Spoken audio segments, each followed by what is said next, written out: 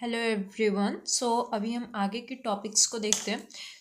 इसमें जो टॉपिक्स हैं वो है working of PN junction diode is in forward bashing. जो वर्किंग होता है पीएन जंक्शन डायोड का फॉरवर्ड बैशिंग में उसे हमें देखना है। ठीक है, तो इसे हम देखते हैं। ड्यूरिंग फॉरवर्ड बैशिंग में डिप्लीशन रीजन डिक्रीज है। डिप्लीशन लेयर जो होता है वो डिक्रीज करता है।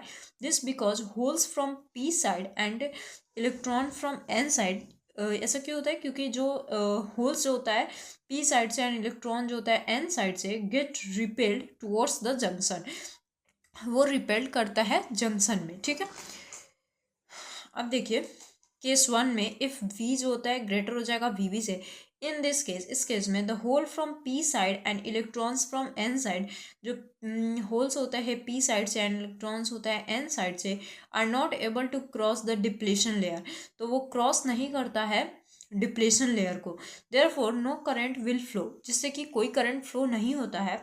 And hence PN junction diode will not conduct, or we can say a very small amount of current due to minority charges carrier। जिससे कि क्या होता है, therefore कोई भी करंट जो होता है वो फ्लो नहीं होता है। एंड वहाँ पे क्या होता है कि पीएन जंक्शन डायोड जो होता है वो कंडक्ट नहीं करता है, और हम लोग बोल सकते हैं कि बहुत ही स्मॉल अमाउंट का करंट जो होता है वो माइनॉरिटी चार्ज कैरियर्स में फ्लो करता है। अगर हम वी को ग्रेटर ले ले और इक्वल ले ले वी बी से, तो इन दिस केस, इस केस में the holes from the P side, जो होल्स होता है पी साइड से and electrons from the N side, और जो इलेक्ट्रॉन्स होता है एन साइड से, are able to cross the depletion layer. तो जो वो होता है वो क्या करता है, वो मतलब यानी वो कैपेबल हो जाता है क्रॉस करने में डिप्लीशन लेयर को। And hence a large amount of current will flow, जिससे कि लार्ज अमाउंट में करंट जो होता है वो फ्लो करता है।